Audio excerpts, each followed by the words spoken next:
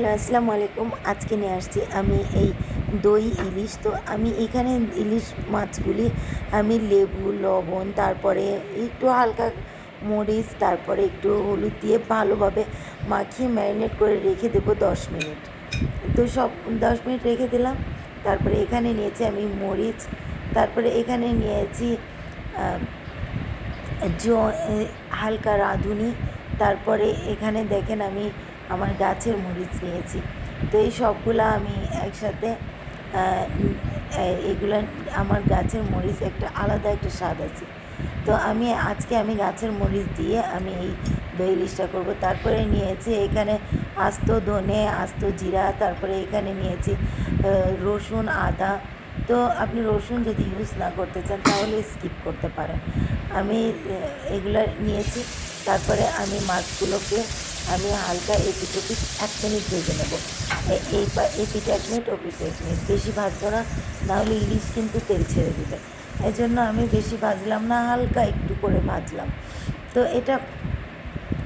এটা আমি দেখেন আমি হালকা করে ভেজে নেব। সবগুলো উল্টে পাল্টে আমি এইভাবে ভেজে নেব। তো আমার দেখেন এটা ভাজা হয়ে গিয়েছে। আমি এখন এটাকে তুলে নেব। খুব আলতোভাবে তুলবেন, ইলিশ একটু নরম মাছ, তো এটা ভেঙে যাবে। এই জন্য দেখেন আমি সুন্দরভাবে তুলে নিয়েছি। তারপর দিয়েছি এখানে আস্ত ধনিয়া, আদা, রসুন, লাল মরিচ, সবগুলিকে আমি একসাথে দেখেন আমি একসাথে এখানে বেছে নেব। আমি আগেও মশলার নামগুলি আগে উল্লেখ করে দিয়েছি। তো এখন আমি এখানে আমি দিয়ে দেবো আধা কাপ পেঁয়াজ। আপনি পেঁয়াজটা অবশ্যই বেশি দেওয়ার চেষ্টা করবেন, তাহলে এটা গাঢ় একটা ঝোল হবে। সবাই তো পাতলা ঝোল খায়, এবং পাতলা ঝোলের রেসিপিগুলো আমার রেসিপি দেওয়া আছে। তো আমি আজকে পাতলা ঝোল করব না, একদম গাঢ় ঝোল করব। তো টেবিলে এই একটা রেসিপি দিয়েই কিন্তু আপনি ভাত খেয়ে উঠে যেতে পারবেন। তো আমি এখানে সবগুলিকে এইভাবে আমি দেখেন বেটে নিয়েছি। আমি ব্লেন্ডারে বেটে নিয়েছি। বেটে নেওয়ার পর এই যে দেখেন আমি ব্লেন্ডারটা দিয়ে এখানে সবগুলা বেটে একদম পেস্ট করে নিয়েছি।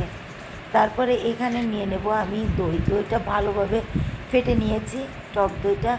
তারপরে হালকা একটু গরম করে দই দেওয়ার পর কিন্তু বেশি আঁচে রান্না করা যাবে না।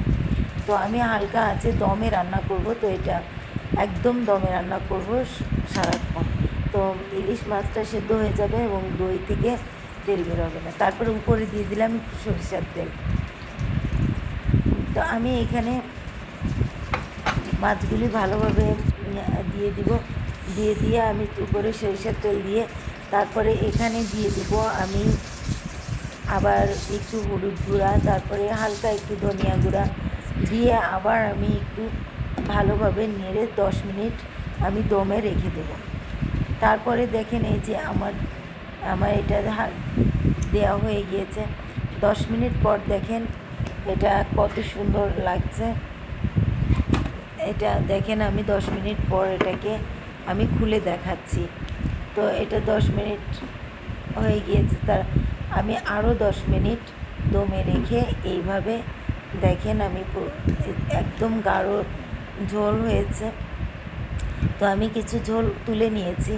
তো এখন মাছটা পরিবেশন করব। তো মাছটা